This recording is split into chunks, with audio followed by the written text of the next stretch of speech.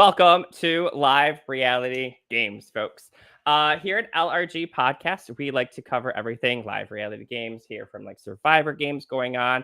Can You Survive just happened a little bit ago. And also recently, we just finished up with Big Brother Hogwarts for the very first time. Joining me here tonight on this podcast, we have a bunch of special guests to get to, including this one in front of us right here, Headmaster Bill. How are you doing today? Hi, I'm doing really good. It's a gloomy day here in Chicago, but I'm happy to be here. You know, I recall back to when we first did your LRG introduction for your game. So, Yeah. tell me about how things have changed since that first introduction to now. Yeah, I think we did it pretty much almost like a year ago. I remember I was wrapping up the org version of my game, and we finished like our All-Stars version, and then that's when I decided I was going to make it live, and then you reached out to me. And it was just a whirlwind. That year went so quickly. It went from being completely ready and planned on paper to then being like, okay, I'm completely ready and planned on paper, but now I need to take everything off of the paper and get it into real life. So it was like a bunch of networking with other hosts to make sure that these competitions that I planned would work, in real life, face to face, and then trying to find all of the supplies. And I think I really underestimated how much like hit the ground running an LRG really needs. But I learned a lot, and I think it all came together quite nicely. But it was really stressful the first couple of months heading into the game. But I'm happy with how it all played out. As you should be. Having gone to a few live events before, having hosted Bill, the whole show was like flawless start to finish. So it was amazing. And I'm sure all the guests here will say pretty much similar to that. And we have some special guests to get to. So as Pete says too in the comments here, very stressful pregame. Yes. As we know, yes. And from what I shared earlier, we have Adventure Coco Pele starting in just a few days. We have a U-Haul that is fully packed. We have Rebecca Chatfield from Kingsway Crafting upstairs finishing some things. So we are in that same boat. But we have Big Brother to talk about right now. So, Bill, I think an early ghost in the game, similar to my position here, you have someone staying pretty close to you. Is that right? I do have one of my favorite ghosts from season 1, and that is my lovely boyfriend and season 1 contestant, Brock. Hi. Brock, welcome to the channel. How are you today? Wonderful. Thanks for having me. So, starting out, you were one of our newer players to live games in general, and special note, like you and Bill are together. So what did you think of this crazy community you got into? Bill's been talking about this game since we met a year ago. I had no idea what he was actually doing. I've never played any online games, live game, any of those things. I am a Big Brother. I'm actually an OG Big Brother fan from season 1 is when I first started watching. I did take a decade break, but I'm back watching it again. And so seeing that, being a part of that, something that I've always only seen on TV, and the fact that my boyfriend is the one that put it together. And honestly, I would be like, so like, what do I like expect? It's like, I don't know. I don't know. No one else knows. Why should I tell you? So it was like, I had no idea what I was getting in for. And it was awesome. Yay. That's always the biggest compliment to any kind of games in this community too. Like if you had a great time as a new person coming in here, that is the most important thing, to have this great experience. So also here sharing her experience here, we are joined with, as stated on the thing, fan favorite perhaps, Erica. How are you? Erica, you are on mute. Let me fix that for you. Nope. Let's try that again. Erica. Thinking about it. She did say her connection was a little finicky. Well, okay. Joining us in just a few moments here, folks. Erica will be joining us, as everyone says, the Queen. So we'll get to the Queen in just a moment. So the Queen has left. The Queen will return. However, we will go to our next guest finalist. Oh, wait. Oh, Wait, we're gonna try again. Hold on. 3. Erica. There we go. Hi, There we everybody. go. Had a little bit of technical difficulties, but that's okay. That is quite all right. You are joined here by some slaying comments here from Kendall, Queen. Kendall says hi. So Kendall, fellow Hufflepuff of mine, so I feel you. But we're joined with Slytherin. Erica, what were your thoughts about this game? Oh my gosh, I had such a freaking fantastic time during the whole weekend. The game honestly was definitely different than what I expected. Like I was expecting trivia. I was expecting, challenges, kind of based off the book, like just going in order. And so to know one, the different twists that happened, and then two, to, be able to kind of be well immersed into the actual experience was so fun. I agree with those those sentiments too. Like, the last half hour of my drive, I downloaded Harry Potter trivia on YouTube. I was going over those questions like that. Brock, did you have that same thought process? Were you kind of ramping up on some trivia? I was like, okay, so I watched what movies do I do I remember? Which ones do I not remember? And it's I was trying to think of I didn't know that Harry Potter was just the theme of the house. I thought it was a theme of the competition. All right, Erica, one of the biggest comments during the whole live stream were those nails. Do you still got some nails going on tonight? Yes. Look at that. Yes, Still nice and fresh, thank God. Mine are not. Oh no! I just pulled them off all weekend and then never redid them. Oh no, you gotta get them done. Erica, what was the biggest surprise for you playing a live game here? Having a little bit experience online. So how was it in person? Everything was a surprise for me. Honestly speaking, I've watched Big Brother, I've watched Celebrity Big Brother, so I kind of knew the premise of what was going to happen, but with the theme and what we was doing, it definitely was totally different from the show, in my opinion. But it was awesome in the sense of, number one, I got to meet new people because I, honestly speaking, didn't know anybody there. Two, I got to, do something that I never thought that I'd be able to do, because I've always wanted to be on Big Brother, because, when you watch it, you this is kind of cool. I kind of want to do it, but I don't know how. So this kind of put me in that, space. And then 3, I got to geek out for 3 days, which was totally awesome, because anybody who knows me knows I love Harry Potter. So just to be able to be yeah, I get to geek out and do what I want to do for 3 days in terms of this, it was totally awesome. And it was totally awesome just in general. So we have a shout out in the comments here. Duke Farley is saying, go Ravenclaw. I mean, Duke, we have a Hufflepuff, we have a Gryffindor, and we have a Slytherin. So not matching my blue, but yeah. It's okay. I guess we can complete this little quartet here by 4th place finisher, Ravenclaw himself. Patrick, how are you? I'm doing really well. How are you? Good. Duke was asking for you. Go Ravenclaw still, right? Yeah, Ravenclaw all the way. We're still living down the puzzle that we lost horribly. That should have been our challenge. I was surprised Ravenclaw didn't pull it together for that one. Surprised that puzzle was beatable, to be honest. Only the one that I figured out. It was tough. Oh. Duke says no laws with claws. Okay.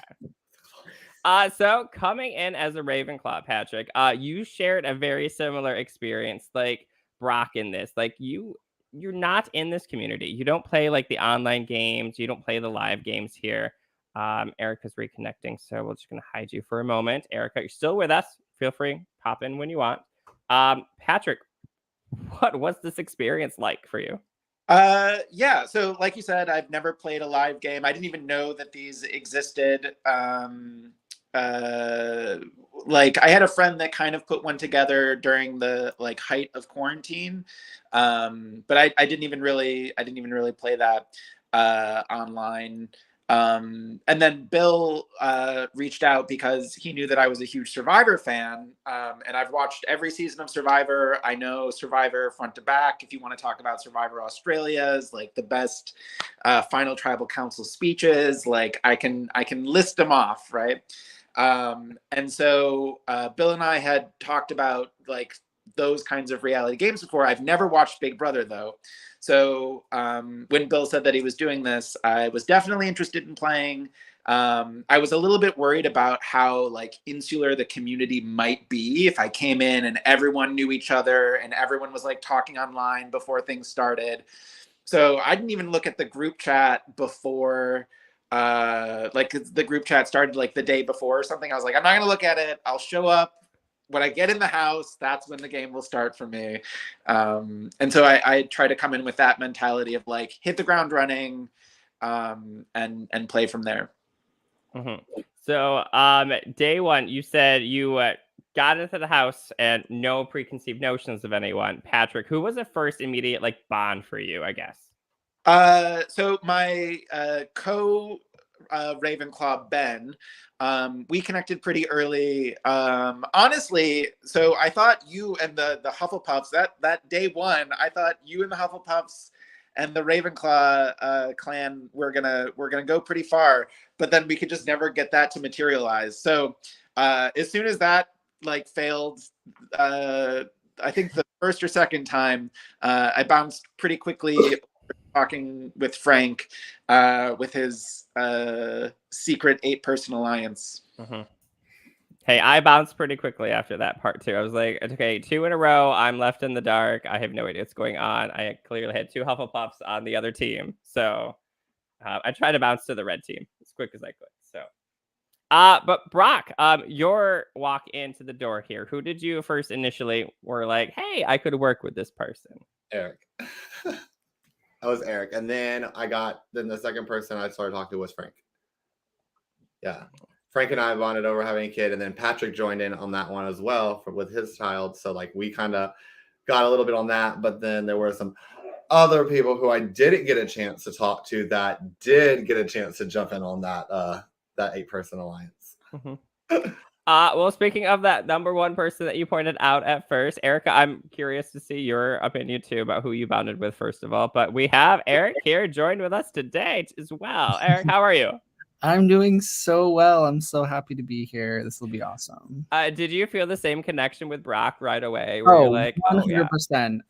Absolutely. I've met Brock a couple times and we've hit it off well. And I knew he wasn't really involved with the community as much as a lot of the other people would. So I was hoping to use that connection to kind of bond with him. Unfortunately, it didn't really work out that well.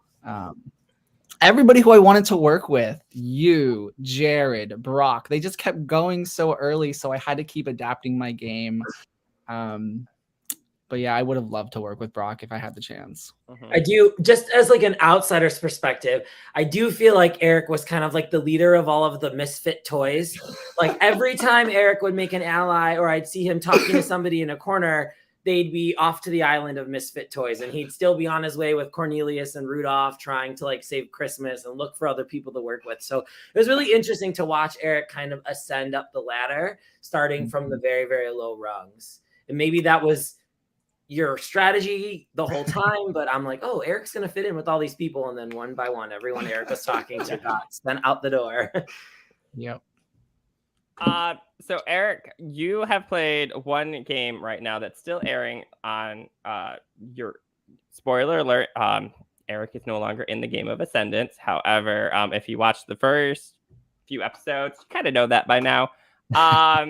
So Eric, how was this game different? I know your placement was different in this game, but generally, how was this game compared to Ascendance, I guess? I mean, completely different. Ascendance was my very first LRG, and I had literally no idea what I was doing when I was going in. I also didn't know anybody on that cast. I knew one person. So when it came to Ascendance, I'm generally a more reserved, shy person. So it took me a lot longer to kind of connect with people. It took me a little bit longer to, I guess, really get a grasp on the game. Whereas with Big Brother Hogwarts, it definitely helped kind of getting to see the cast the day before, because you get to mentally prepare yourself as to who you're playing with. That was a big game changer for me, and especially since like I was going as a Gryffindor, and obviously a big part of being a Gryffindor is being brave. So I kept telling myself, I was like, I need to learn my mistakes from Ascendance, which was just being shy and reserved, and I need to be a little bit more outgoing. And I definitely think I solved that. Trying to be in as many conversations as I possibly could, and I don't think people would have known how quiet and reserved I was watching Big Brother versus what I was in Ascendance. Ascendance is a great game. I've played the online version of it. I've not gotten a chance to play the live version, but Nicole, who runs that game, helped a lot in the preseason planning. She helped me try to figure out everybody's interconnections and who was related to who and who was friends with who. And we kind of just talked about how long do you think this competition would take? Okay, let's add 5 minutes. Or how long do you give them in strategy for Ascendance? Okay, well, this is Big Brother. It's a lot different. Maybe I need to add or take time away. So I know Nicole's not here with us tonight on this call, and she wasn't able to make it this weekend, but we kind of knew, or the weekend of the game, but I knew that going into it. But Nicole really did a lot of heavy lifting for me in those early stages of this game. So shout out to Nicole Spears. Shout out to Ascendance. Keep watching it on YouTube. I know Duke's watching, and he has his podcast where he recaps Ascendance episodes too. So for those of you that are looking for LRGs to play or LRGs to follow, Ascendance is a really great, awesome game that's kind of stapled itself in this community. So Nicole, if you're watching, we love you. Yeah, Kendall mentions it as well, and I do as well. Nicole, I've known her since she's played an early version of the Totem Pole. Back before when it was the Totem Pole, I got to interview her with Liz from Melbourne Survivor. It was great to chat with her. She was one of our favorites. And from there, like, Nicole's been like making this community bigger and better as it goes. Yeah. So one person I didn't get to for the opening question here, Erica is back with us. She says, Erica. Hi.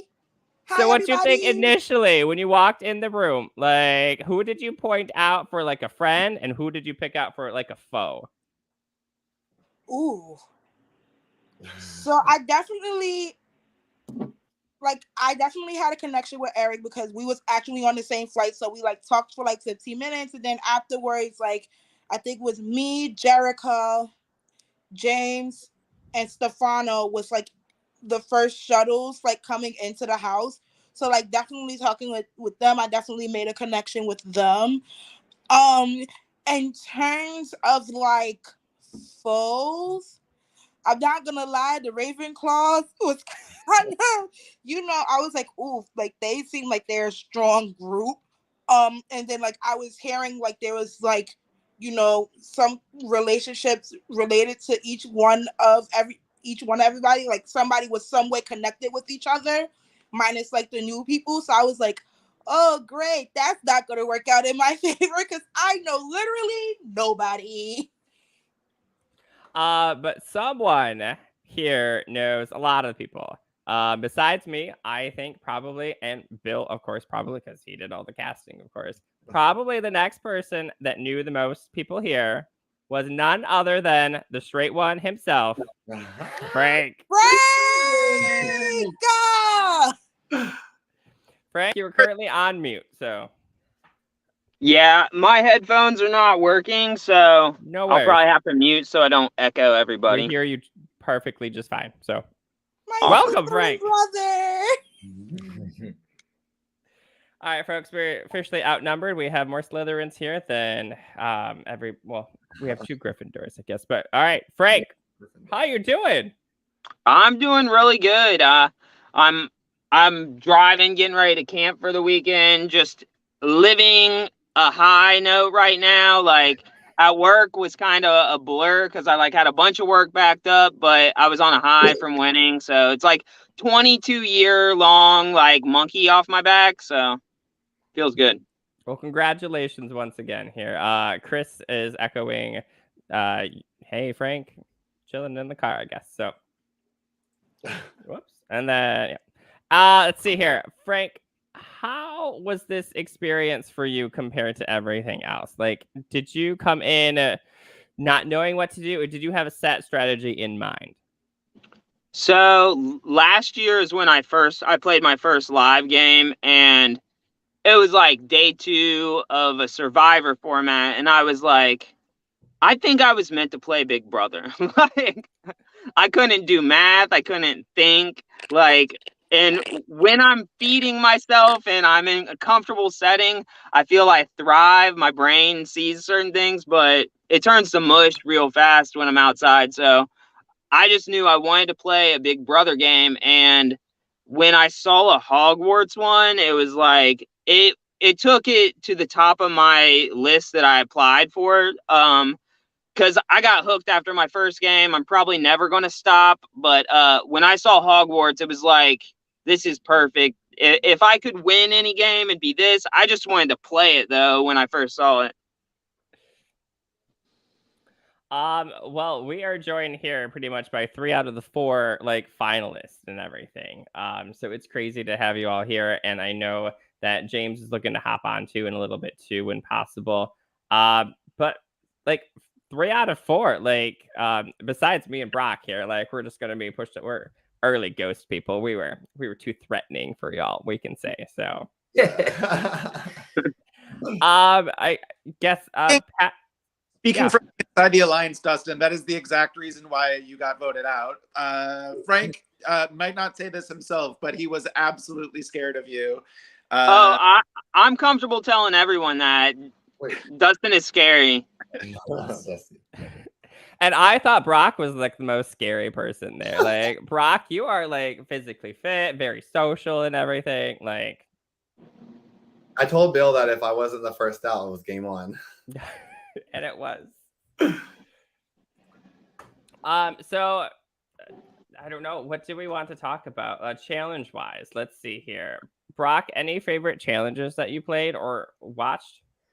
I played in the 2, the puzzle for HOH. That was a lot of fun because like that one was interesting because we were all doing it as a team. It wasn't an individual challenge. And so someone would like, because it was a puzzle, one person, you'll see it and then you start moving, but then someone's like, wait, I see it. And then they move it and then it's gone. And so that was the hurdle that we had to like get past. And like, there was a point where like, I said, move, stop. I see it. And I lost it. Then Eric was like, nope, I see it. So everybody move your hands. And then that's how we ended up finally getting it. I was like, too many hands are in the pot. Come on. And shout out once again to Kingsway Crafting. Rebecca Chatfield is upstairs finishing some stuff for us for Adventure Coco Pele going on right now. One of my favorite challenges that I didn't get to compete in, but I got to watch was, Erica, you can back me up here. That lettuce was amazing, wasn't it? Yeah.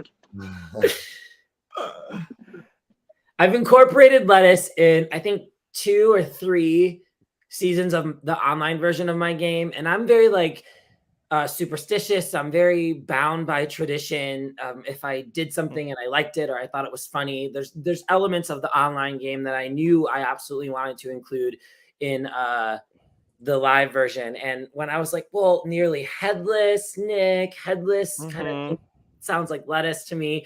And I just knew I needed to do the lettuce. And You I had a didn't know whole how theme. funny that was going to be to watch, but I loved watching that one. Erica, I believe you're on mute, but you have a comment to say about the lettuce eating. Or we can come back later. Patrick, new to the community, new to these games and whatnot. What did you enjoy most to play, I guess? Don't tell me it's that labyrinth, because we were watching and we were like, this is taking forever, like super stressful. Like, don't tell me that. It was that is probably my least favorite one. The Owning Myrtle challenge. Mine too. Which was also pretty hard. I think my background is in English. I teach English, so anything with a word and I'm like, good, I'm golden. I feel really comfortable with. So the ones that were like memorizing the spelling of the Harry Potter spells, that was so easy to me. Like that, I could do that one in my sleep. I loved it. That one just looked super difficult. That would be my straight up pass on that. I was so shocked how fast he did the love potion, the couple that one. I didn't even have everything flipped over, and he's like done. I'm like, what? I forgot about that. Yeah. I was very Crazy. surprised at how fast I did that in one season previous, and like it was the Amortensia, which is the name of the potion, and it was Beyonce and Jay-Z were the two famous love couples, and like it literally took people 45 minutes to figure out which couple it was, and I'm like, there's a Z in it and a Y. How do you not know that this is Beyonce and Jay-Z? I thought that was the easiest one. So when Patrick got that in like literal seconds, and people were not like, I think James was one tile behind Patrick on that. Like he needed to put one more tile in and he would have had it too. So I was shocked to see that one go so fast. Yeah, Patrick Ravenclaw. That's what you get. So there were a lot of good rookies, but like I just want to shout out that Patrick is like next top tier player in the community, and he's only played one game. Like, I'm very impressed. Mm-hmm. I did not know it was Patrick's first. Yeah, I thought you had played a couple as well based off of what I saw compared to everyone else. I was trying to come in like I didn't even know what the game was. That was the strategy. I don't know if it worked. I mean, it got you pretty far. Clearly. Yeah, you may have come off not knowing the game, but you definitely had the social game. I think you had amazing connections. So, Eric, favorite game, favorite challenge? All right, so the favorite challenge that I didn't compete in that I would have loved to, I actually really would have loved the Moaning Mortals bathroom challenge. Me too. It looked fun. I would have been totally into it. It just looked really cool. The favorite challenge that I got to compete in was definitely like the balloon pie competition. I hate eating competitions. I was terrified that we were gonna have to eat it, but when we just had to like sift through, and honestly, it didn't taste that bad. I was doing pretty well. Obviously, I didn't win, but I really did like that one. And although my balloons kept popping in my face, it was really cool, and I actually really liked that one. You and Nikki got to the end. I don't know what was wrong with Nikki's balloon, but every time that she blew, it was not working. She kept getting this stuff in the balloon.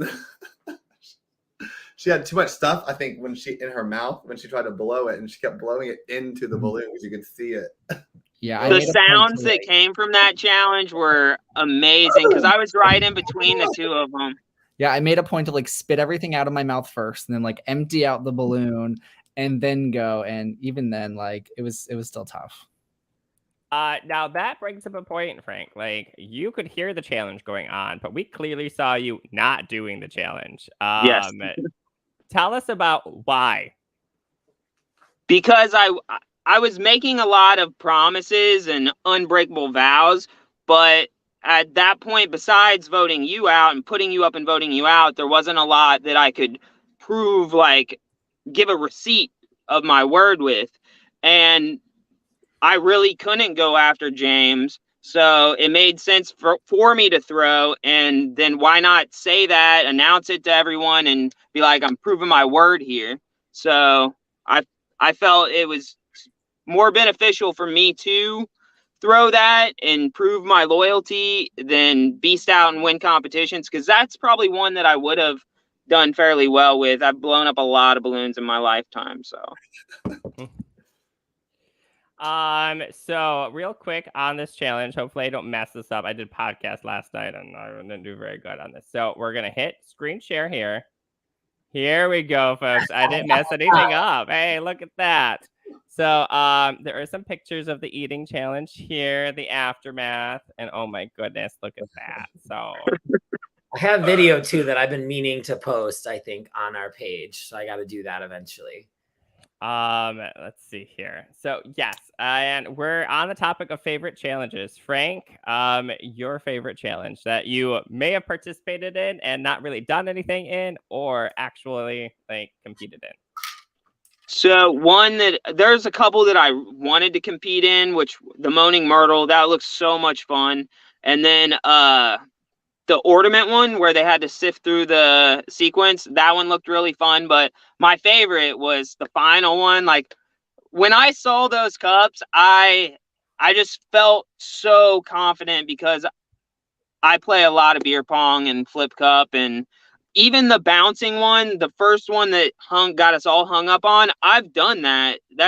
I play games once a week with my team at work, and those are the type of things that we do. So when I saw that, I was like so excited. But at work, you're playing with soda and not beer, right? Yeah, well, yeah. Well, speaking of favorite challenges, I'm excited to see this next guest and to see what their favorite challenge is. So, bringing on to the studio here, we have Marvin. Hi. Marvin, how goes it? We are on the topic of favorite challenge. So, before your little introduction, favorite challenge, what do you think? Honestly, it was one that I didn't get to participate in. It was the Like many of us, Brock and I say the same thing. We're right there with you. Mine was probably the balls where they had to retrieve the balls with the nicknames. That's what, like, as soon as I saw what they were doing, I wish I was able to do that one because I mean it involved running. Let's be real. I'm a runner, so I forgot my ball. I know a lot of folks took one of their balls home. So, will you ship me one of my balls, please? Of course. I have plans. I have very special plans for those balls. So don't worry. If you did not get one, you'll get one. Coming onto the stage now, Marvin, you have a little bit of a fan club going on. We have Kendall here, and we also have Snyder in the background. Hey, Marvin. So, Erica says she's the fan favorite, but hey, you got two people shouting you out right now. So that's only two people. Just wait till Hey. Erica gets on. People are just gonna be raving about her. So Marvin, how was your experience? We kind of chatted a little bit earlier about all of ours. What did you think of Big Brother Hogwarts? I mean, as y'all know, my time was cut short. I was the last pre-juror, but I still had an amazing time. And I mean, I got to meet some wonderful people, some who are on this call. And I mean, when it comes down to it, I feel like the real prize is coming out with friendships. So I am Marvin's org mother. So it was very wonderful to have him play in my first season. It was very awesome to meet him, live face to face. So I mean, I'm so happy that everybody played, but I have a very special place in my heart for all of my org children. So I'm so happy that you played, Marvin. I'm sorry that you got the final pre-juror, but I just think that a Big Brother Hogwarts live, especially season 1, wouldn't have felt like Big Brother Hogwarts without you, because you did so much in the online version of the game, and you were one of my favorite players that I've ever hosted online. So to have you there was a very special moment for me. thank you. So let's talk a little bit about strategy here. We got like the few of us here. So I was really all about like blue and yellow going forward. Okay, so I was on that. Okay, Patrick, like we kind of talked a little bit, but Marvin, I'm curious, what were your thoughts strategy wise? You got Frank sitting right next to you. So was it Slytherins all the way here? It was, and with the hopes of like getting the Hufflepuffs as well. So Everybody loves us Hufflepuffs. Hey, look I at mean, that. you can't blame me, as Bill calls me his Hufflepuff turned Slytherin, so I always have some sort of like loyalty to Hufflepuffs. So I don't think you ever like approached me for anything. So I'm saying like I Yes, didn't but you were approach, an I really didn't approach anyone for any sort of lines or anything. I just go with the flow of things round by round. Mhm. So Early thoughts here, Brock. Brock, what were you going with? I know you said if I wasn't first out, you'd start playing the game. So you weren't first out, so you started playing the game. Yeah, so like I realized alliances were starting to form, and so I tried to see what I could do, and so I would try to walking up to like groups as opposed to individual people. It gave me a little bit more insight, but I discovered very quickly that I was a target, so I didn't really have much opportunity to play. So, but that's what was my plan. And then going to the winning strategy here, Frank, you went in. Did you always think like 8 was the magic number that you were going for? No, I actually, when I was like daydreaming at home, I was actually thinking of I wanted to make a founders alliance, one from each house. Like that was the plan, to do that. And then like just use unbreakable vows every time somebody won HOH, just make an unbreakable vow with them until everyone in the house had unbreakable vows, then just throw it. But when I saw how everything shifted out, I had to like run an audible. So then at that point, it was definitely, I was looking at Hufflepuff and Slytherin. But then when I started to think about the math of it all and how that would make probably me vulnerable if Gryffindor and Ravenclaw got power. I was like, it has to be 2 from each. I think that 2 from each strategy really worked because at least from the Ravenclaw perspective, like we could like downplay like the other people's understanding of what was happening. So like Frank and I were not on the right side. We're not on the same side of the votes for the first 2 votes. But we like always communicated with what like was gonna happen.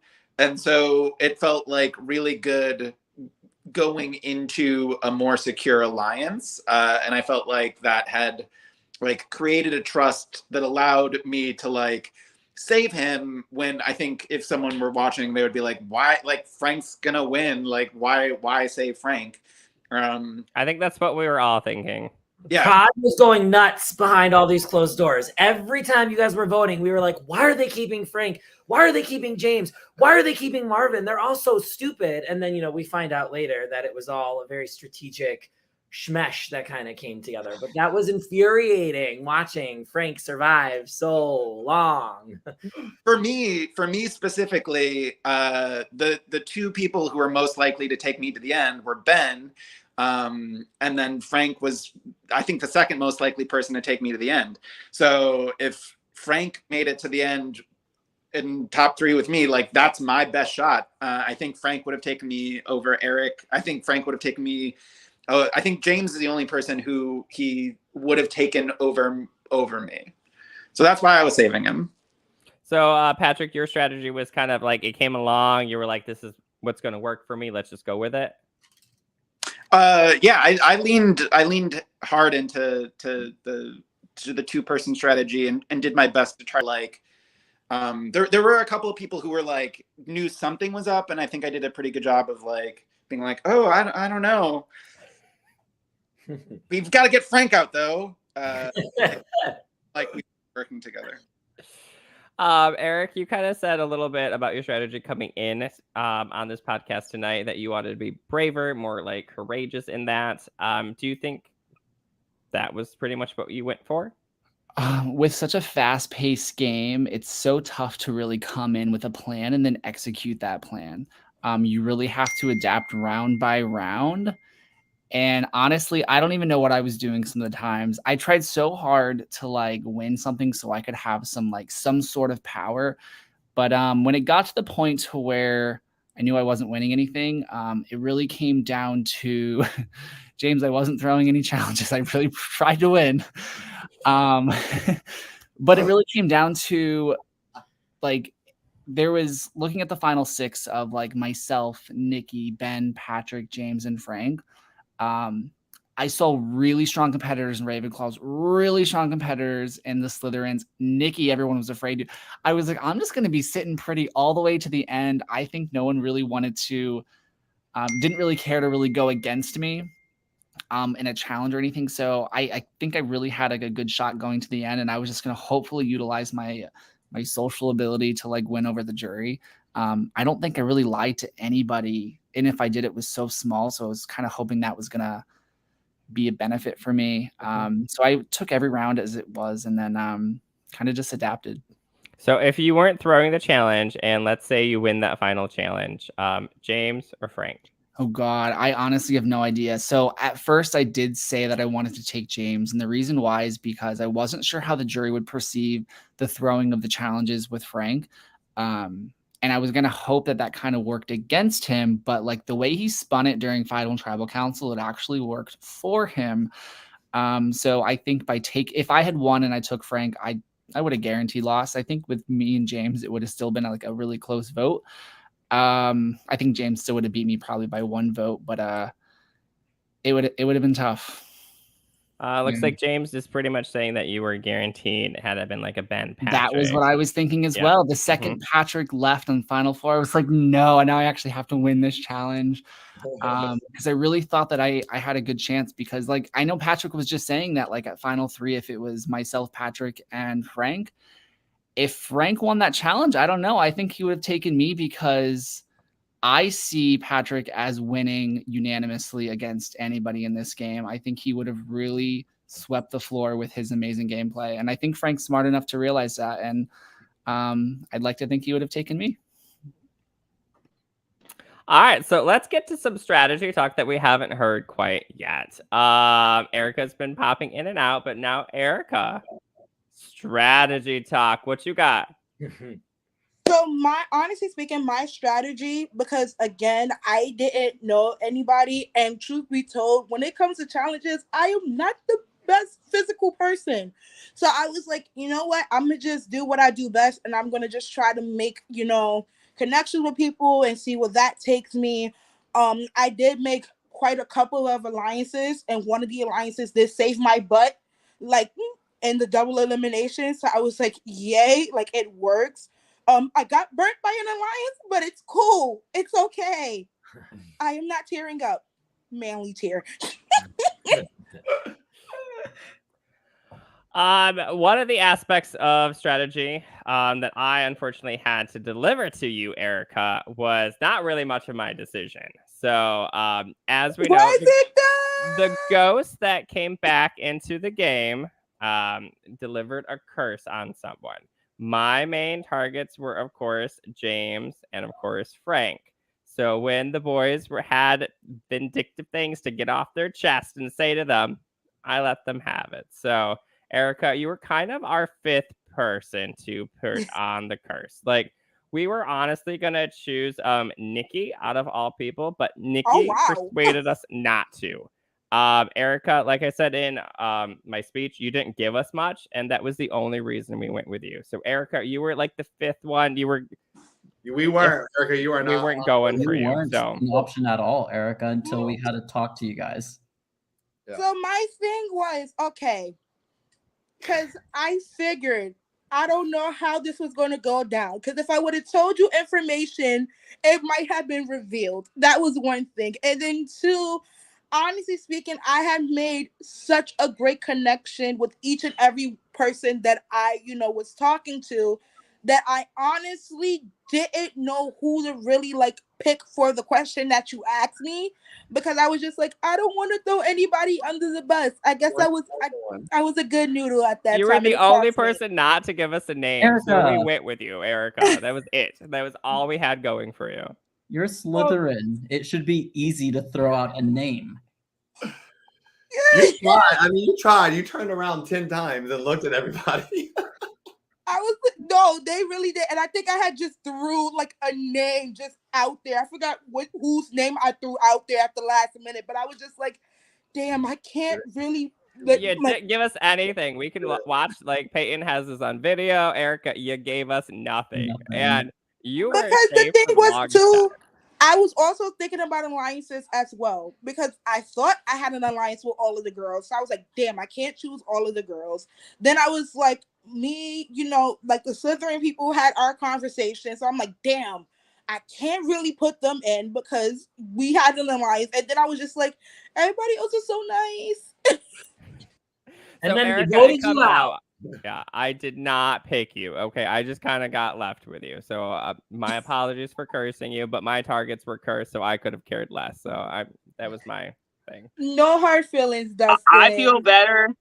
I feel better knowing that if Brock didn't curse me, I was going to get cursed anyways by you, Dustin. I feel better now. No, I was like, oh, no. I'm doing that one. But it's crazy because I honestly felt like James and Frank was going to get cursed regardless, because of how strong that they was playing throughout the game. So I'm like, damn, even if I wasn't to, get cursed, I can't even save them because it's like their targets. So we had a few more guests pop in. We have some ghosts of Hogwarts popping in and out that y'all can't see in the background. So hopefully they can join us in a little bit to share a little bit of what their experience was like. So thoughts, Bill? On what? How did you think people were going to come into this game? Was there anybody to surprise you with their gameplay? I know Patrick in real life. I know how much of a Survivor fan he is. I also know how smart and thoughtful and he thinks a lot. He's always thinking. He's always planning for what's going to happen. What's plan B, blah, blah, blah. At least just knowing him as a colleague. So I don't want to say that I was surprised by his gameplay. I was surprised at how I felt like he knew all these people for years, that he's been playing orgs for years. He just meshed so well with everybody, and everybody loved him so much. And not like he's not a likable person. He's a very likable person, but I was very shocked to see like how integral and integrated Patrick was. Like, I think if Patrick wasn't there, I think there were a billion other scenarios and a billion other ways that this game could have went. But I do think Patrick kept people safe, was a crucial, I think Patrick was a crucial playing card for the Jericho flip. And you can correct me if I'm wrong or talk about this later. But the whole time I'm like, why are they letting Jericho, Frank, and James run this game? And then when that flip happened, I assumed that Patrick had a huge part in that. So I was really excited to see him play. And I was like so thrilled to see how far he went and how long he went without getting nominated. I was amazed to see Eric never nominated once. I thought everyone, especially like I specifically created the twist where the one person from each house has to get nominated because I hate when someone just keeps getting nominated over and over and over again in these games. And unfortunately that happened with Alex and Erica, but as we see now, they were just not part of this 8-person alliance. But when I created this twist, I was like, oh, I want to make sure that everybody has some time to sit on the hot seat, specifically when you're running out of options and you got to nominate the only person that's left in your house. So I was really happy to kind of see everybody kind of take their spots on the block. I was really happy to see that a lot of people got to like have an HOH experience. It wasn't just one or two people winning HOH I think Nikki won HOH twice and Frank won HOH twice with that final HOH, I believe. But it was very diversified. I think a lot of people kind of had an HOH experience. I was really surprised to see how serious everyone took it. I've played a live game in the past and I've played plenty of orgs where you just kind of see people fizzle out. They stop caring as much. They can't win any competition, so they're okay with getting voted out, or they don't make the social connection, so it's fine. They just want to like party and have a fun weekend.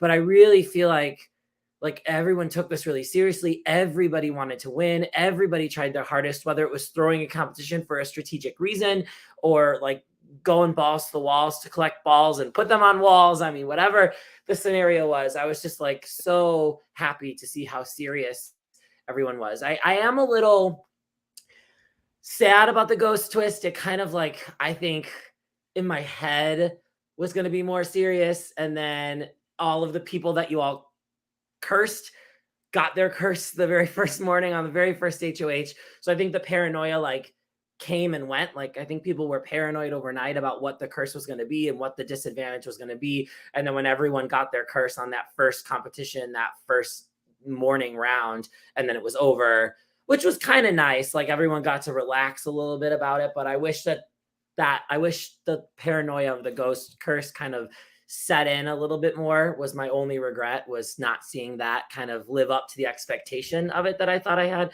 But it set in with me. I think it set in with me. Yeah. I think the 8 mitigated the curse risk because we still had so much left to like take off. So I wasn't scared because I knew that the next HOH was really leaning our favor. Yeah, you guys were just so like covered that it really didn't matter, I think, at that point. It was just good strategy coming in. Yeah. James has a comment. So maybe next season the ghosts nominate a third nominee, which is always something. I'm never doing ghosts again. I'm never doing 3 competitions again. The ghosts are done and they are at peace and they're in their graveyard, and that is where they will stay. We are resting for it now. We are resting. So speaking, well, speculation. I should say never say never. We'll just leave it at that. Oh, You can add to this. We had a lot of okay, what are we going to get to do? That was fun. So what is the speculation for next season? We'll bring this up a little bit later as well, but Bill, let's get to it. Let's see. There are a few folks watching. A few people are still in the backstage. We'll get to you shortly. Bill, what is going on next season? Me and my production team are hard at work. I can confirm that all of the competitions for next season are created. They're typed up, the stories, the narratives, everything that I read from my phone all weekend long. Hi, Kirk. Can I cast a magic spell, everybody? Go for it. Okay. Asio Jericho. We're joined with special guests here in studio. Jericho. Hi, Jerica. They say hi, Jerica. Little does I don't know how everyone knows this, but Jerica and I live about 5 minutes apart. So hey, like surprise, folks. So let me try to get my audio for everyone. But speaking of Jerica being here, we have a few more people in the background to welcome on stage too. We're joined here by Ben. We're joined by James. And then keeper of the keys here, we have Peyton. So this is like the whole family back again. Well, half the family. So Jerica! well, I work on this audio so Jerica can hear what y'all are saying. Ben, how are you doing tonight? I'm doing good, thank you. How are you? I'm doing very well. What was your experience like here at Big Brother Hogwarts here as a student? I had a phenomenal experience. I ended up counting my games. This is my 16th game. And I can say of all the games I played, this is definitely one of my favorites. The cast, the production team, everything about it. Just had a really great time. That means a lot. Ben, you're like an OG. So to hear you say those kinds of things means a lot to me. Thank you. So yeah, joined by second place runner-up here, James. James, welcome. How are you? Hi, I'm good. How are you? I'm doing great. So how was your experience here at the Hogwarts? Just kidding. It was great. I love Bill and his game. It was amazing. It was like the Harry Potter fan in me almost superseded the Big Brother fan in me. Obviously getting a second place was a little not fun at first, but I mean, still proud of what I did there. And just in general, like the level of care, I think when you really see someone's like heart and their effort and their passion into something, it makes it that much more meaningful. So like, even to have like these little stories about the ghosts and the intricate, every little thing was just like, this man just like cares so much about providing a great experience for all of us. So that like, that was wonderful to be a part of for sure. Except for that darn Spotify list. Like you care for us to like, Fuck that list. listen to this thing on hours. And there were clues in there. And hours. They're very behind the scene clues. Then switching here to our magic ghost here that I didn't realize. So, Jerica, what did you think about the experience here? I had a blast playing. I think it was very well put together on Bill and productions and the cast. Not knowing many people was actually great coming into this game. Getting to meet all the new people and experience it and winning a competition. So that was all fun. Peyton, you're like our second production member here. Behind the scenes, like tell us, like I know y'all were going crazy that no one was getting Frank out, and why keep Frank with everyone? So I mean, I don't have any Harry Potter knowledge at all, but my best friend needed me to step in, so I stepped in. I've never done any prod before, but it was a lot of fun getting to see like the different aspect of the game because I've played quite a few of the games now, but. I got some production side, and now I kind of don't want to go back to the game side. I kind of just want to stay. It's a lot less stressful to like a different type of stress. So I would rather have the production stress than the game stress. But it was great. Obviously, as a production member, you see different parts of the game. Like not the players don't see what we see. So we just have a different take, obviously, from the outside looking in. But let's see here, folks. So Ben and James, we kind of talked briefly about like strategy, any like favorite challenges. I guess Ben, what was like a highlight of this weekend for you? What was a highlight of this weekend? Yeah.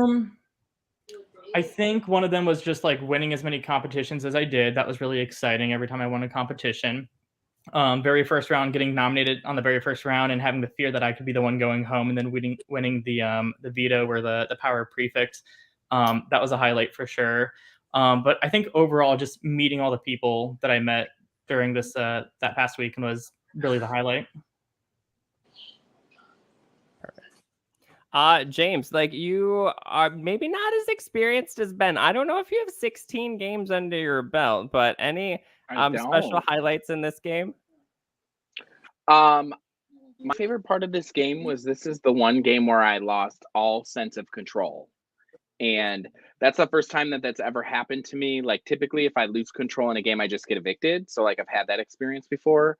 But this one was kind of like every piece of control that I had in the game was completely taken away from me. And even my closest ally wasn't like the most helpful person at that time because he had his own agenda of how he could get himself to the end.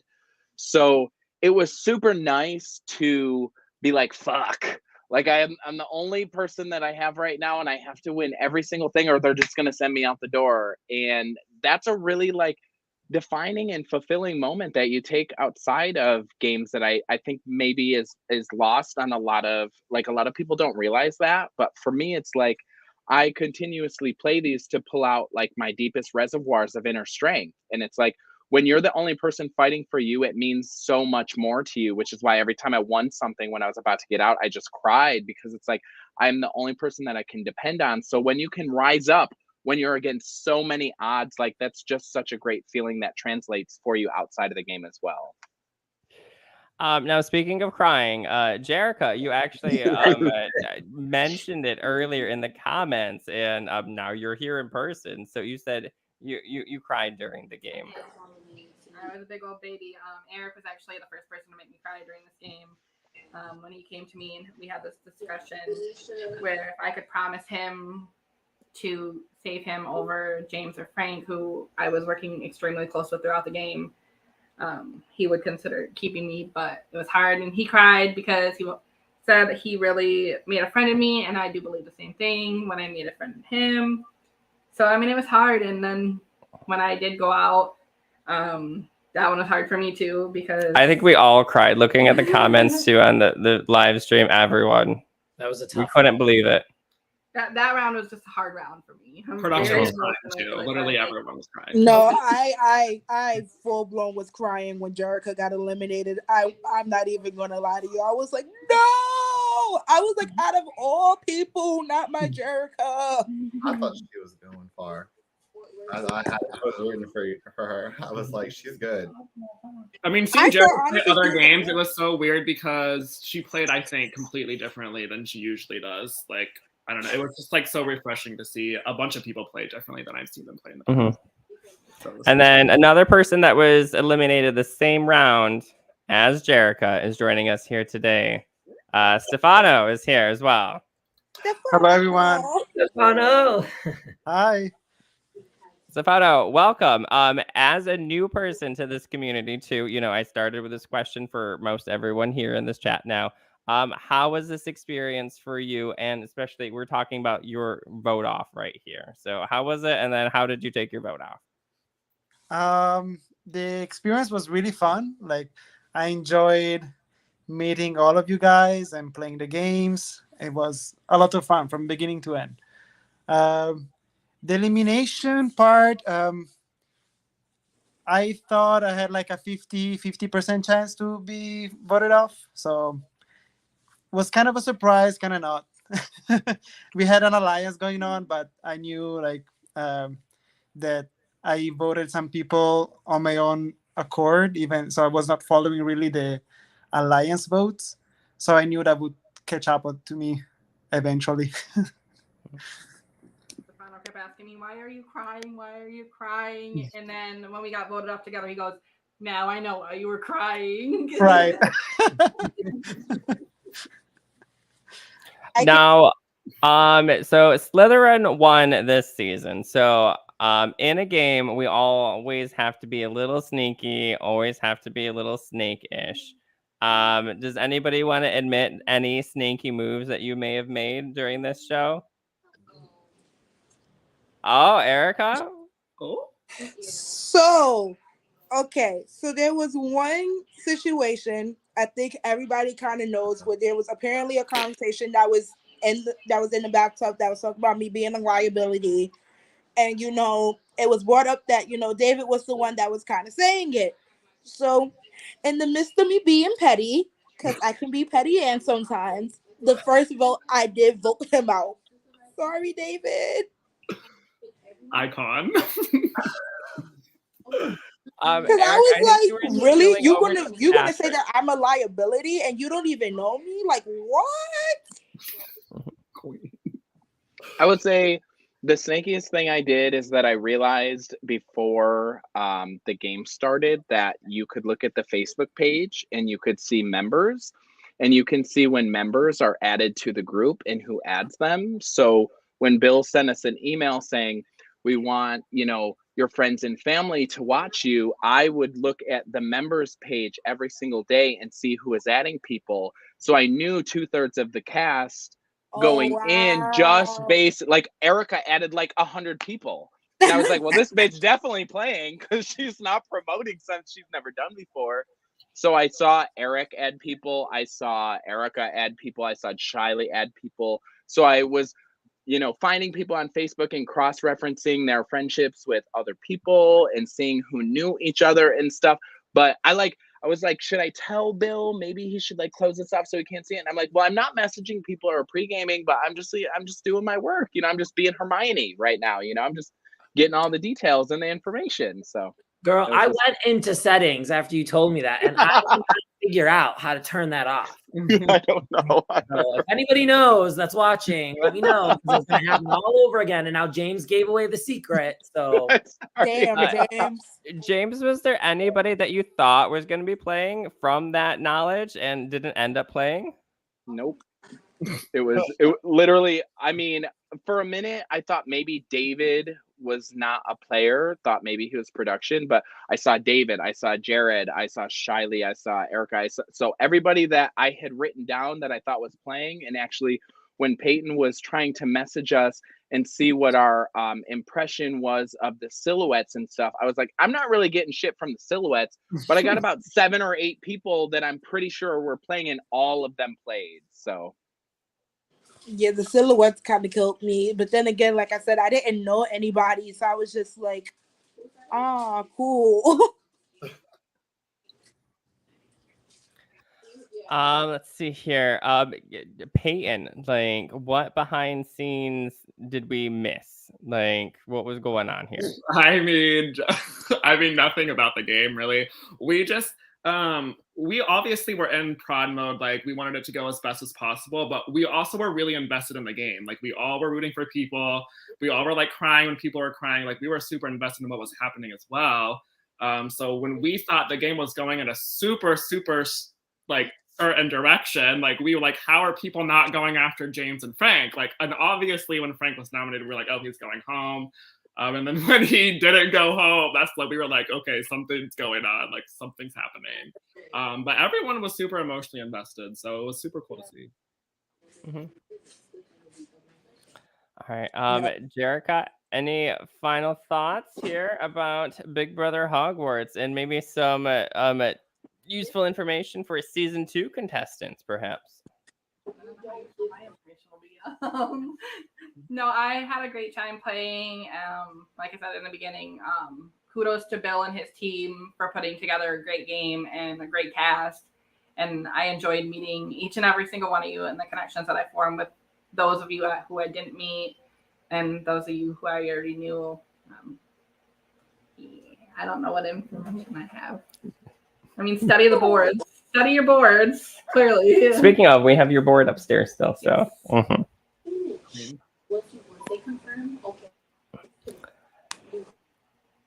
Let's see, Stefano, you got voted out at the same time as Jerica. So what would your knowledge, your 2 cents be for anyone coming into one of these games? My 2 cents on what? About the next cast of people to play. Advice. Like, would you give anybody advice if they want to play in the future? He said, I'm keeping that up here, bitch. He's like, I'm well, we'll come back to Stefano, I guess, in a moment. Not sharing.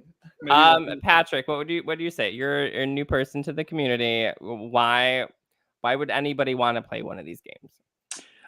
So I came in kind of with the expectation that it was going to be a horrible weekend. I think I told Bill beforehand, I was like, don't cast me if people know each other. Like, it needs to be, no one can know each other. And Bill was like, yeah, no one will know each other. Which is obviously not true. I was lied to from Bill is before a the start of the Slytherin after game. all. Don't let him fool you, okay? The lies, the lies, the lies. Yeah, but I'm glad that he did. I'm glad that he did lie to me, because I had a really good time, and I think just coming in with a really open mind, and just like seeing where the ball lies and playing it there, you know. It was fun to be out of the vote for a few. It was fun to be in the vote for a few. It was fun to like stress out at challenges.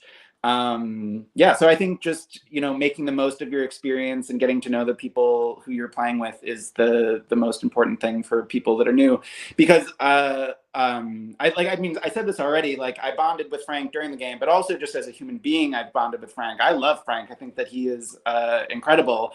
And outside of Ben, if I wasn't going to win, I wanted one of those two to win for sure, and I was going to pull really hard for either one of them. So yeah, like you absolutely open yourself up to new relationships, and yeah, just, you know, enjoy the experience. And you do really like end up rooting for everyone too. Just, you know, anybody that has gone through this, to make it to the end in any capacity is just amazing. Ben, you were brought up in that little dialogue there. Your thoughts about playing this game, or perhaps another one? Going for 17 here soon, maybe? I have no plans on playing a 17th game anytime soon. I'm helping host quite a few coming up. But what was the question again? Advice for future players? Is that what the question was? Yep. Yeah, so my advice is play hard. I recommend don't throw challenges, but obviously that worked out for Frank and not for me, so maybe Frank's onto something. But like, go in with an open mind, be adaptable, just open yourself up to the experience. It's going to be stressful at times, and just enjoy it and have fun. Looks like Stefano popped back on here. So Stefano, the question for you was your advice for anybody else coming into this game for season 2. Oh, my advice. Just have fun, enjoy the challenges. Do not trust anything you're told. Don't trust any Slytherin, right? Exactly. Yeah, I think Slytherin was honest with him, though. I told him I was voting him out. Yeah, that's why I voted for Frank for the win. He was the only one who told me I'm not voting to save you. So that's why I voted for him. Go into the other Slytherin here that we have too, besides James, Erica. Why should anybody play one of these crazy games here? It is an absolutely kooky, crazy, awesome, fulfilling experience that you will ever have. Honestly speaking, like if you go in it with an open mind, especially if you're a newbie like me who didn't know anybody on this cast except for the first initial people that I met at the airplane, like just be all in, have an open mind. Definitely, if you see something in the house that could look like it could be helpful, look at it, because it will definitely help you. I see that a couple of times and I was like, crud. Also, Dustin, you pay played attention too. What's to your advice, everything though? that you see, because trust me, that would have helped me in the egg challenge a lot. Dustin, very you played as well. What I put around that house. No, Dustin played too. I want to hear from Dustin. Oh, but yes, coming in, I don't know, like, it's been many years since I've ever played a game like this. Normally I'm just here chatting with people and I'm like, oh, tell me about it. Like, okay. And I should have like listened better to when people, like, when I asked the question, like, hey, what advice do you have? Maybe I should have listened more. Definitely, I think I went in with the mindset and I saw the blue yellow thing going, and then after 2 votes I saw it wasn't going, so I tried to switch to red and try to get that going. So I feel like I had a decent game plan going into this, and I just was bamboozled like those beans for that 8-person alliance I didn't know about going on. But you know, I was put up there. I called out the 2 people that were going to win the game. I said everybody like keeping me would be better for your game, and it was. So besides Alex, like Alex was the only person I could not benefit at that time because I was going up against him, of course. So, but everybody else I could have helped out. So, Brock, what'd you think? What's the question? Season 2 coming in. What are you going to tell somebody? Just oh god, that's a tough one because I didn't really get much like playtime. So I would just say, like, kind of touch on what Erica said. Just pay attention to like all the what's going on around you, because even in the real Big Brother, those kinds of competitions happen every season where they remove things from the room or they tell you this is how many of this is sitting on the mantle, kind of thing. So like, be aware of your surroundings, basically. Yeah. Now to our finalists here, James, you joined a little late, so I just want to ask you a little bit more, like in depth, if you want to expand on, like thinking back, any things strategy wise or things you want to admit to doing that we don't know about, anything like that. I think in the beginning part of my game, I was throwing competitions a lot, and I wanted to position Frank as a meat shield in front of me.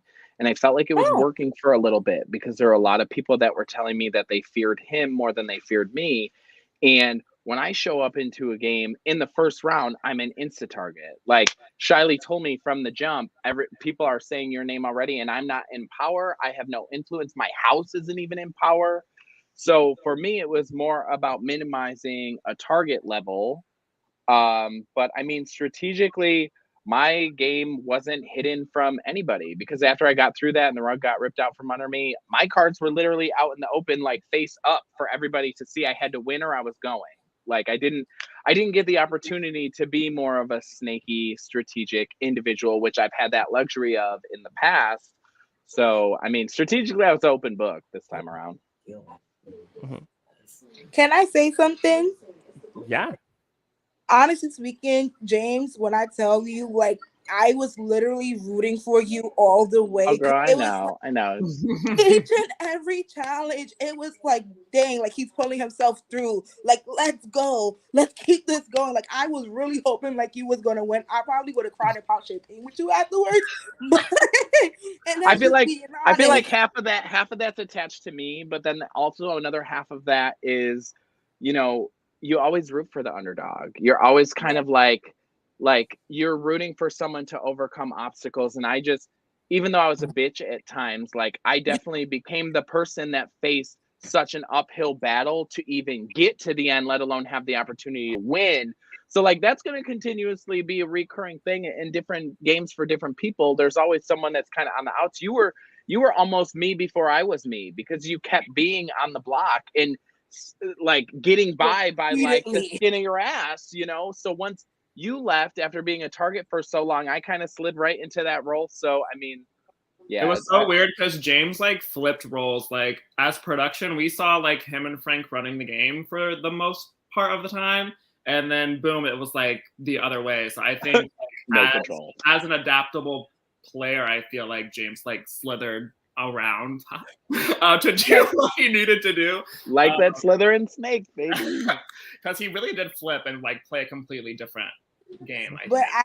I did call it in my exit video because I was like, there ain't no way that Frank isn't pulling puppet strings here, because it was just like and it was like you kind of noticed it because everybody was going to Frank when it came to the deliberations and things of that nature. So it was just like, there's something going on here. What's going on? And everybody's going to him as opposed to going to everybody else. And then once he brought up the alliance, it was like, got it. That's something I feel like I learned from Frank too, is when I'm blindsided super hard like that, I don't even want to look at you. I don't want to talk to you. I don't want to hear what you got to say. But Frank straight up turned around and was like, okay, I'm going from the man in control to the man at the bottom. What do I got to do? I got to suck your dick to get to the end. I'll do it. Like whatever needs to happen right now. And I'm like, I hate everybody. So it definitely taught me a little bit. Like you got to shut that shit up and get right back into doing what the fuck you have to do in order to do it. James, Yeah, that was really hard. Like when you're blindsided like that, and not only just a normal like your plan got fucked up, but it being like a friend that you care about being the casualty. Like I wanted to just like pour the rice in the fire and like go crazy, but I had to just like pump my brakes, put my ego in check, and I was just trying to have soft eyes where James was like dagger. I know. I got to bottle that up and learn from it and throw it in the pensieve and figure out how to do it. But it's crazy Hey, that you talk about, like, when y'all were giving y'all speeches and Frank called out and you looked at me because you noticed that when I found out that I was betrayed by you from the beginning when you told me that the Slytherins were going to protect me. What happened? Changed. Oh, okay. So are you talking about the round that you were nominated or previous to it? No, previous to it, you had told me that you were gonna have this, make sure that the Slytherins protected me, and then at the very end, when Frank had mentioned that you were the one that was not trying to keep me, you looked at me, you mouthed something when I was in the very end. Okay. I will say I don't really and I feel like this is a cop-out answer, but I don't recall that specific dialogue. My train of thought, first of all, about you while being in the game is this man looks like a Greek god. He'll easily be a meat shield for me. I didn't need to go after you at all, right? But you were on the block with Erica, who I needed to stay. And so I was only campaigning for Erica to stay and Jared to go because I knew the caliber of player that Jared was. You were just kind of like a casualty that was sitting next to somebody that I knew I had. Gotcha. So I don't remember the specific dialogue at the end where maybe Frank made me seem like I wanted you out, but also Frank was saying that he wanted you in the 8-person alliance, but the 8-person alliance didn't get formed till after you were gone. So I was like confused about the timing of all of that as well. The main person that was Nikki and Ben, because I never actually spoke with Nikki or Ben prior to like my elimination. So like in all fairness, hearing those two names, I was like, oh shit, you're right. I actually don't think I talked to I think that just goes to prove that the format really fucked things up for people because like Brock was not in any trouble at all. Yeah, he really had not been wasn't. a double, Brock wouldn't have gone anywhere. I didn't want you at all, but Erica was my Slither sister. I was gonna hold on to her as long as I absolutely possibly could, and so there's no reason for me to openly be like, let me go save this Gryffindor when I got my girl who's not gonna go against me, and I'm not trying to go against her. Mm-hmm. So. Right, and that's why, honestly speaking, I was kind of blindsided by Frank or whatever, and not so much James, because like James kind of came to me and was like, yeah, it's about to be your time to go home. Whereas Frank didn't tell me jack diddly squat. And I'm sitting here like, wait, what do you mean? And then once I was like voted out and once I saw everything unfolded, it was like, oh, so you really kept that a secret. Cool beans. Now, I'm curious, Brock, you said you didn't have much conversation with Ben or with Nikki. We have Ben here tonight. Ben, was there any chance that you would probably save Brock over Jared, one of your Ravenclaws?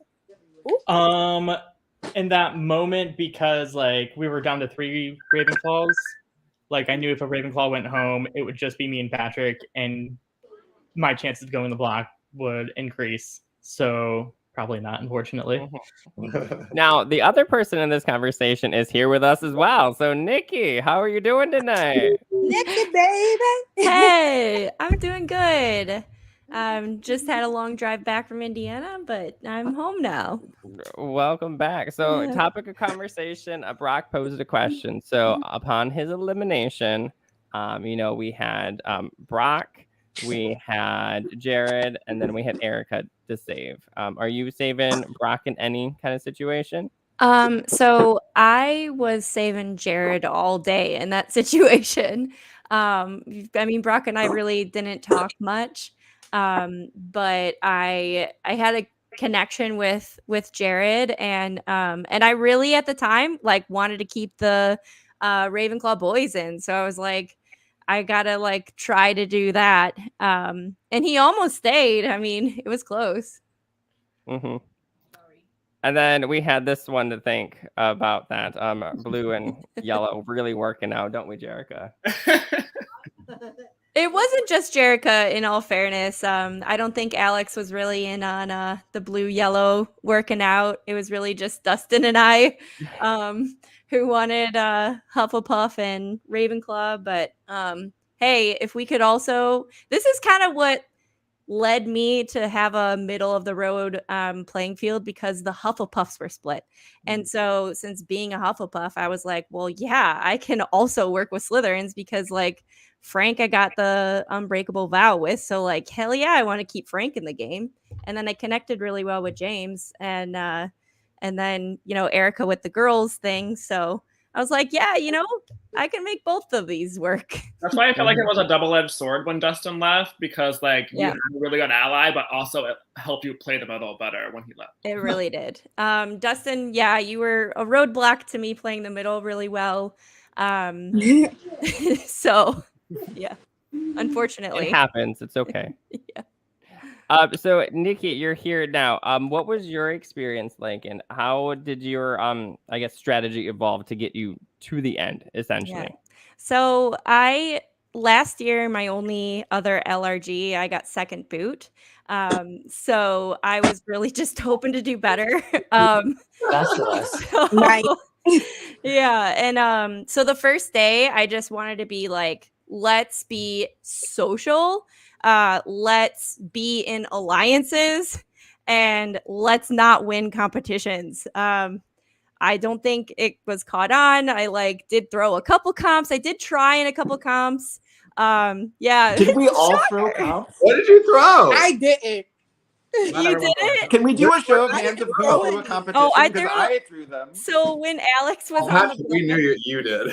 when Alex was on the block, and it was I think Ben won that immunity where it was like the Christmas songs or whatever. And I like kind of knew at least one quote that was from that like tarot card competition, and I like threw like stupid names like Garfield, Trump, like stupid names that I knew would not like randomly be right. That one, and then the alliteration one, where you had to like naughty necrophiliacs. I spelled a lot of things wrong, which is not uncharacteristic for myself. So I could play it off well. But yes. But you know, the competitions that I got second in, I wasn't throwing. I would have thrown the balloon one to Eric if I would have known it was a single elimination. But when it was announced it would be a double, I was like, well, I'm trying. So. And you were really trying on those balloons too. If it was a double, I was like, hell yeah, I want this. Like, this is so legit. Like, I really wanted that round to be a double. I wanted to get rid of a Slytherin and a Ravenclaw, and then just like, you know, but like I couldn't because it wasn't a double. So that was ultimately my demise. So also, all in all, to wrap up my game and my experience, day 2, I did wake up and tell people that I'm like, I'm not playing Frank's game. And Frank got back to Frank. Because Frank, like, you know, he made the alliance. He's very like, okay, this is what we're going to do when he speaks to you. And he said that in his like final speech, like reflecting, and like he does do that. So I woke up and I was like, I'm not playing Frank's game. I'm winning challenges. I'm showing up. And so, I mean, I'm proud of myself. 4 wins in one day. And got to play in the middle in this kind of format is super hard because if you're in power, you have to show your cards. So it's just a matter of like, when do you show your cards? How do you show your cards? Like, I don't know. Like, should I? And you think like, should I have like really been more solid with the Ravenclaw boys to like get to Final Four with them and Eric? Like, would they have even gone for that? I don't even know. So Queen. Speaking of gameplay and like game structure, Bill, what were your thoughts going into this, and how did you conceive how this game was going to roll out? A lot of it actually stemmed from, so I hosted the online version of this for 7 seasons. I did each season, the twist followed the plot line of the book. So in season 1, it was the Sorcerer Stone. The Sorcerer Stone, they had to mine at the end of every round. I gave them like a checkerboard kind of image, and they had to pick a square to mine in the dungeon, and they could only do it once per round. And if you found the Sorcerer's Stone, then you could like revive someone and then like kind of reset the round, and we played the whole round over again.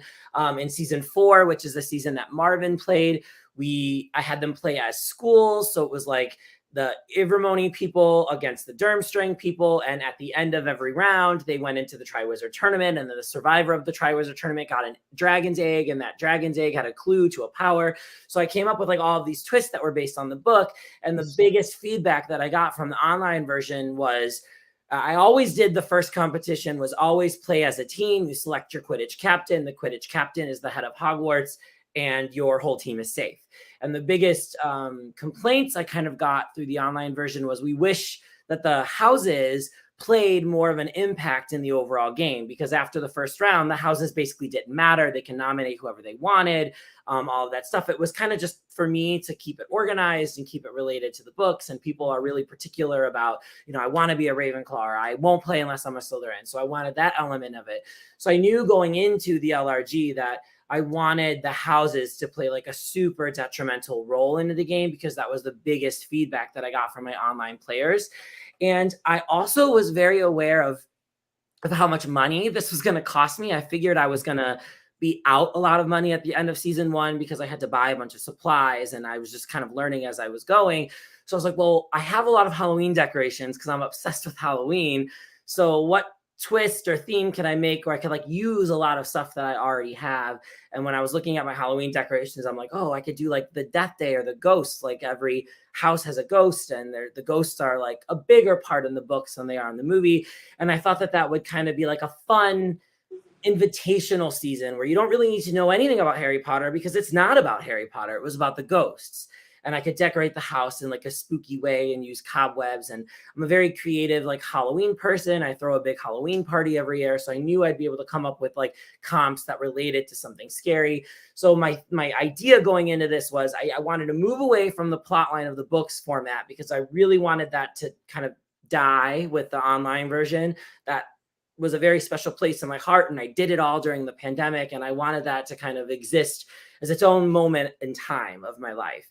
And I wanted to kind of use that as a springboard going into the live version, but I also wanted something that would invite people in. And originally I was planning on hosting this in October, which was way going to be better with a theme. But as I think I talked to you, Dustin, and I looked at the calendar when people's live games were, there was a lot going on in October. Mayhem was in October, and I know Mayhem cast like 50,000 people. And I just knew people weren't going to be able to like play several games in 1 month. And with Halloween and the amount of gay people that play orgs, I just didn't want to take, their Christmas away from them. So I wanted to do it in July, because I'm like, well, there's really not much to celebrate living in America right now. So let's just give something people to celebrate. So that's, if the ghost theme didn't transition well over the summer, it was originally scheduled for October, but I did so much kind of thinking and work towards it that I didn't want to change. I learned a lot.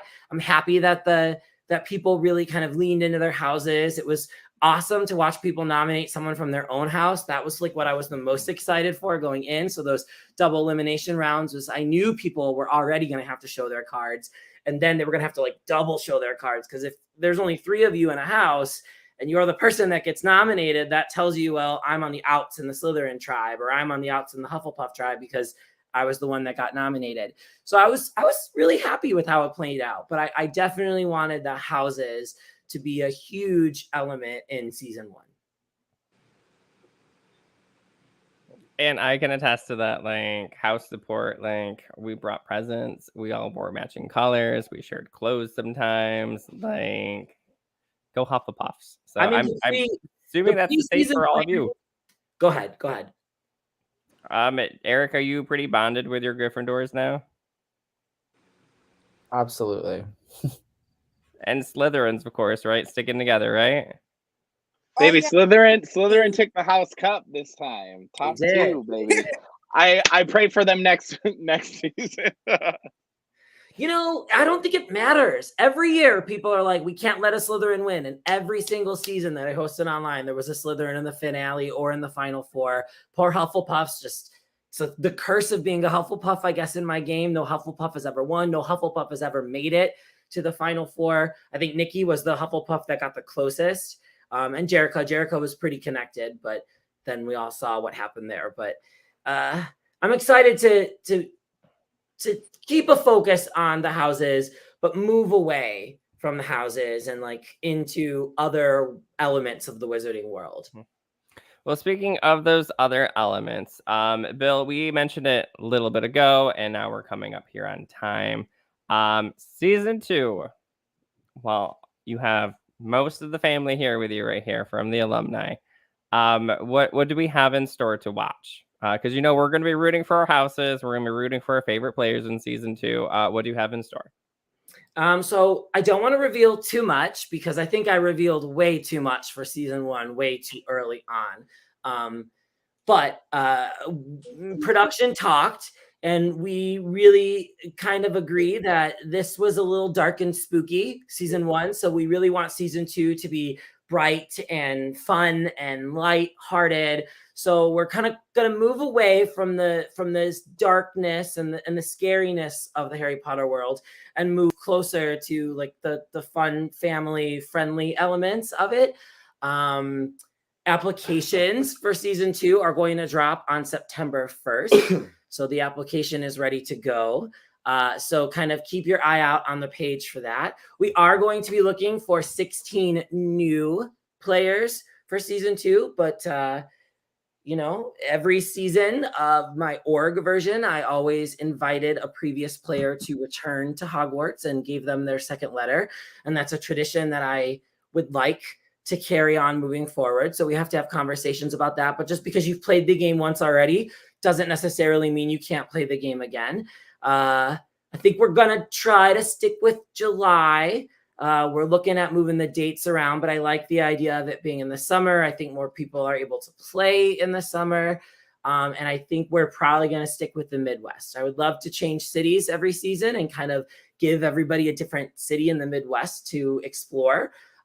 And I think that we're planning some fun excursions for players that get eliminated from the game early to get them out of the house, away from active players, but, take them to sightsee or to go see a movie or maybe an escape room or something where they can bond together after getting eliminated and screwed over by their allies.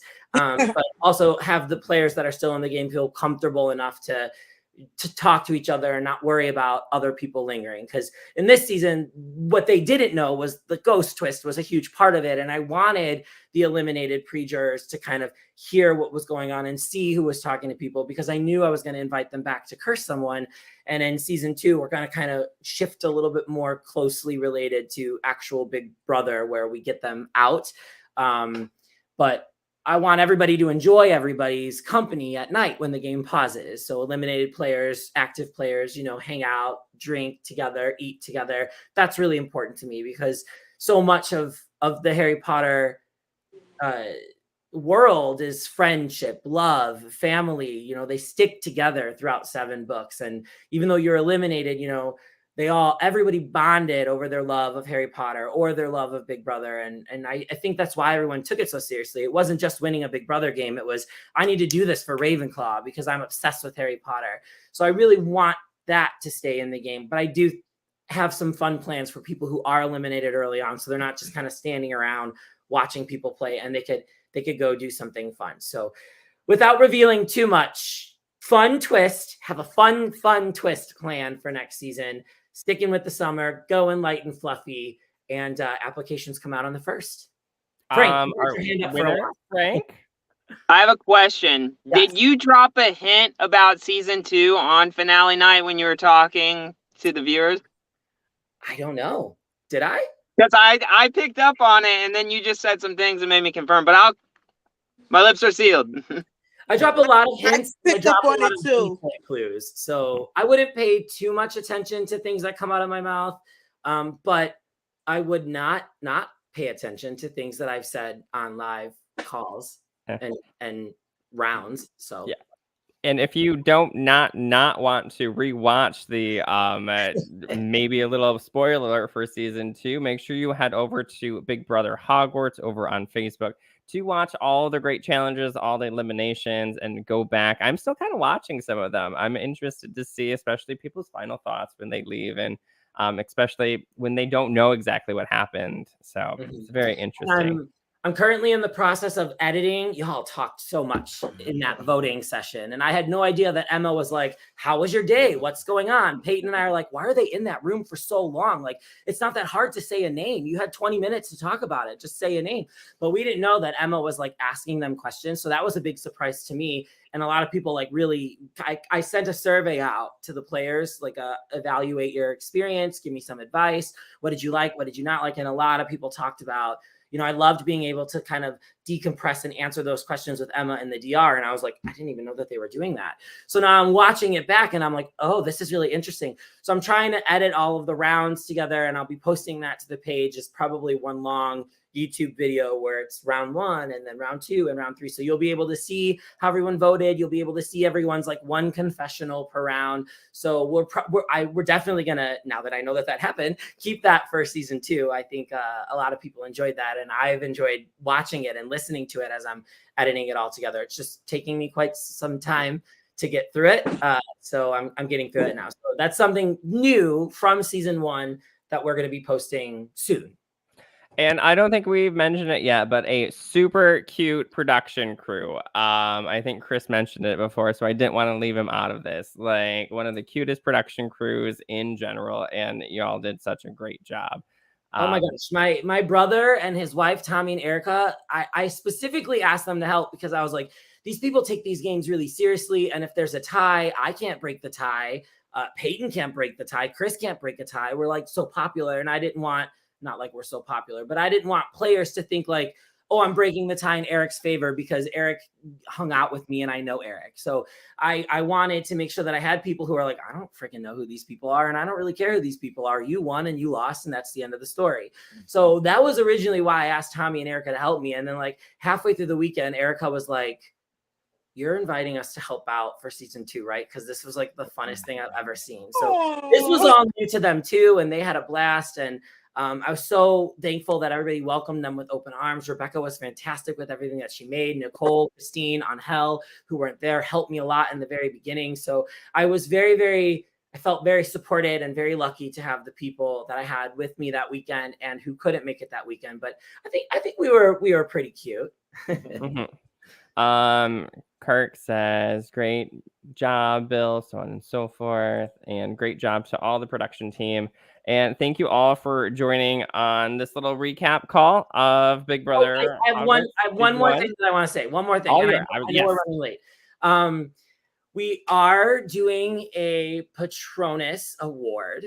And the Patronus Award for season 1 was voted on a favorite player by their own peers. So people that played season 1 voted on who they thought was the best player of season 1. The outwit, outlast, outplay. Big Brother doesn't really have that, but you got to be social, you got to be competitive, you got to be strategic. So I asked all the players to take that into consideration, and I can confirm that it was a very, very, very close vote between a Ravenclaw and a Hufflepuff. So while a Hufflepuff has never won Big Brother Hogwarts, a Hufflepuff has won the Patronus Award, and season 1's Patronus Award, which is the favorite player, Miss Congeniality, voted by their peers, is from House Hufflepuff, and that player is Nikki. Congratulations, Nikki. Patrick, you are second place. Very, very close. Oh, wow. Nikki, words. Congratulations, Team Hufflepuff. Thank you. So happy for the Hufflepuffs. I knew Patrick would be a very close second on that one. I think I definitely voted for him. I was like, it's awesome. Thank you guys. I've got something for you. It's going to come a little later. That's so cute. behind on. But no, I definitely think I like made friends for life, and you know, I wanna help you in future seasons, and yeah, love it. All right. Speaking of making friends for life, you know, anybody out there that does want to join this community here at Live Reality Games, make sure you tune into our podcast, LRG Podcast. Subscribe to the Facebook page and the YouTube channel, and just to check out all of these fantastic games that are happening here, and specifically here at Big Brother Hogwarts. I guess, Bill, any closing statements till season 2? Keep your eye on the Facebook page. We're going to try and be a little bit more active between seasons. And again, look out for those applications. They're dropping on the 1st. We can't wait to have new blood. We can't wait to kind of talk about who we'd like to invite back. So just watch for all of the magical things that are yet to come. And if you are interested in helping, and if you are interested in lending a hand or learning how to run your own game, or ideas for competitions or decor, I know myself, and I'm sure on behalf of the rest of my production, I know Peyton's gone, but he was here, and Chris wasn't able to make it, but all of us are. I got so much help from the community when I was asking about how to do a game and how to run it, and it's my turn to give back. So if you're looking at getting started and you're near the Chicagoland area and you need a helping hand, I think it's very important that us LRG people stick together and help build this community up instead of take this community down. So I'm happy to lend a helping hand. I'm happy to give you any advice, but yeah, just keep an eye on our Facebook page for more info. All right. Well then, folks, have a great night.